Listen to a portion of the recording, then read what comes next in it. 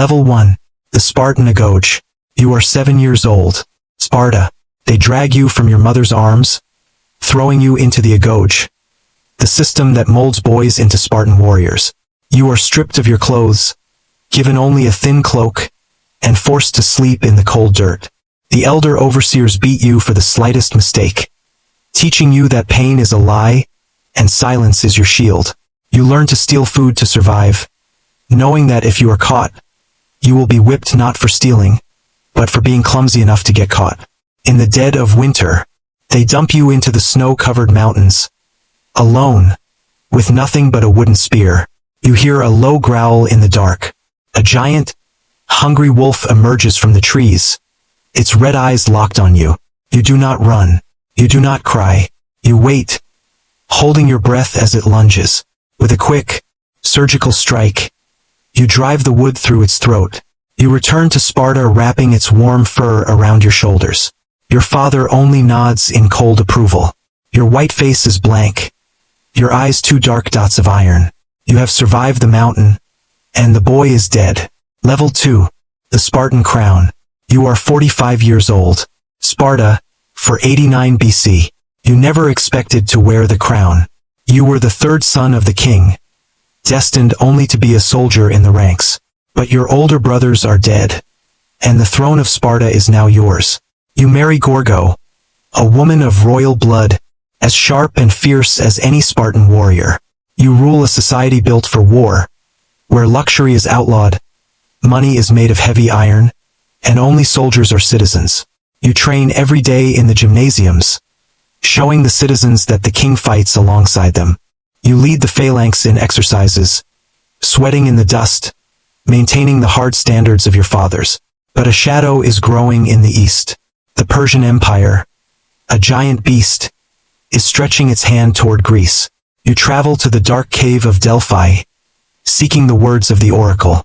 The priestess sits in the heavy smoke, chanting a terrible prophecy, that either Sparta will be destroyed, or one of her kings must die. You stand in the silence, your mouth a flat line. You do not fear the prophecy. You understand the math of duty, and you are ready. Level 3. The Persian Herald. You are 50 years old. Sparta, for 81 BC. A herald from the Persian Emperor Xerxes arrives at your gates, demanding earth and water, the ancient symbols of absolute surrender. He tells you that Xerxes' army is so massive that their horses will drink your rivers dry, and their march will shake the ground. They talk of Xerxes' golden palace, of his endless legions, of the thousands of nations that have already bent their knees to him. The messengers stand in their fine silks, looking at your rough stone walls with disgust, expecting you to beg. The elders of the council hesitate, whispering in fear, but you do not compromise. You look at the Persian herald, your eyes cold and sharp. You walk him to the edge of a deep, dark well in the center of the city. You tell him that if he wants earth and water, he should go down and find them himself. With a single, powerful kick, you send him crashing into the darkness. The elders gasps, knowing this means war. You smile, a thin, hard line. The Persian king thinks he is a god, but you know that gods can bleed, and you will show him how. Level 4. The Chosen 300. You are 50 years old. Sparta, for 80 BC. Xerxes has crossed the Hellespont with a massive army of 200,000 soldiers. The Greek cities are panicked, begging for Sparta's help.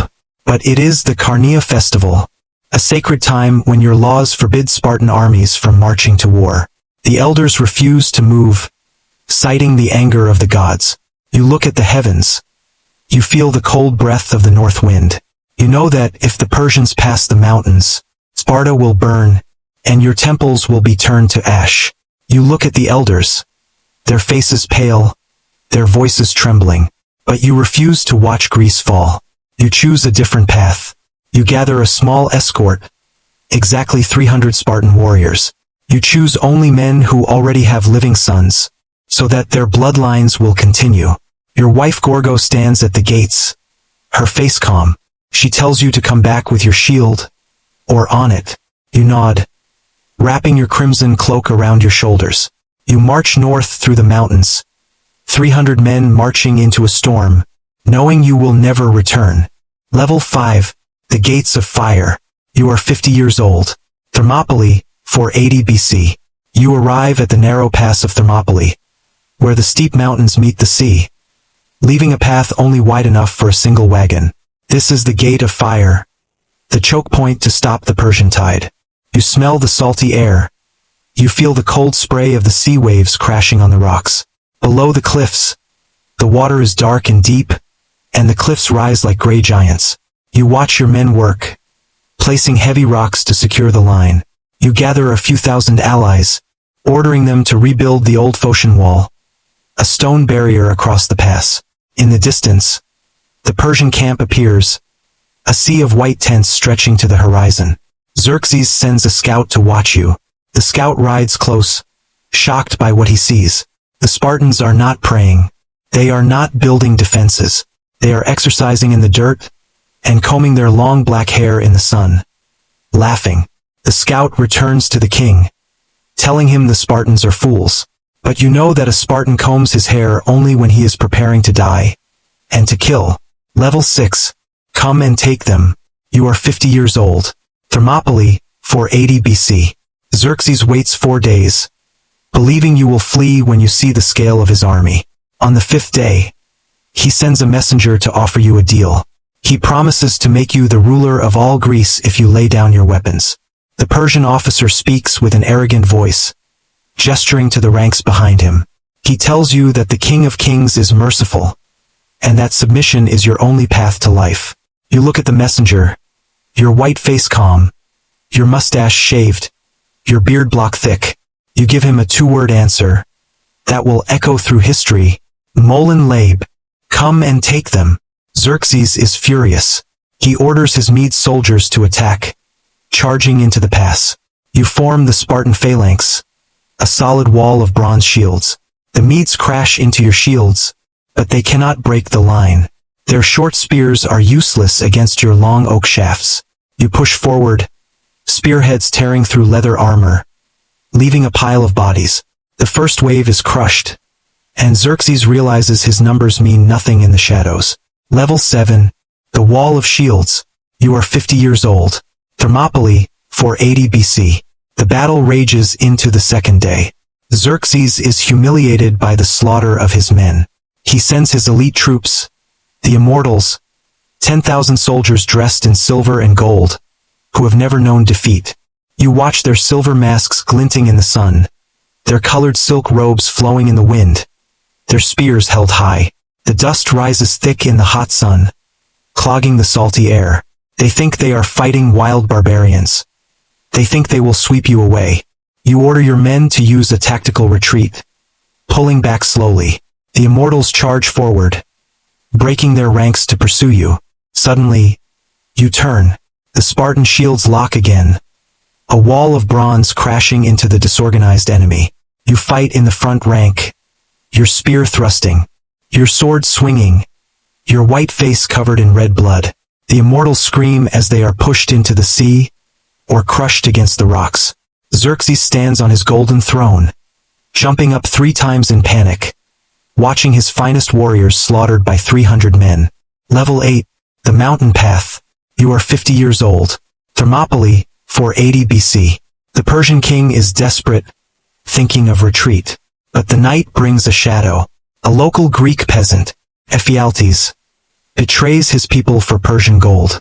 He shows Xerxes a secret mountain path that leads behind your lines.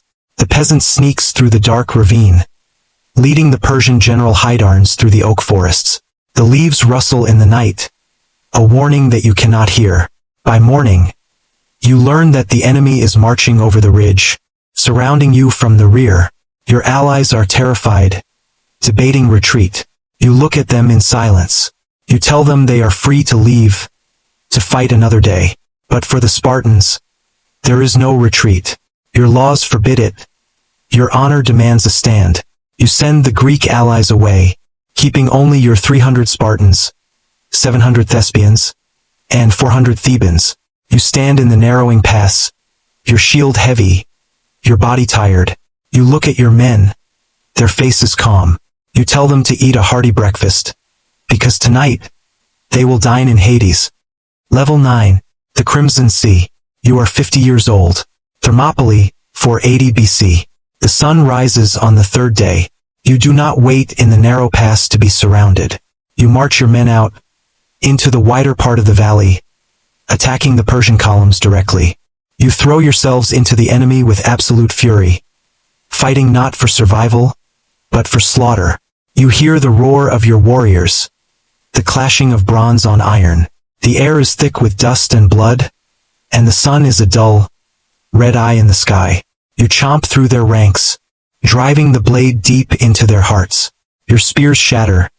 You draw your short swords, slashing through flesh. You push deep into the Persian ranks, killing 2 brothers of the king. Suddenly, a Persian spear pierces your side, and a wave of swords hits your chest. You fall to the ground, the wet grass turning red.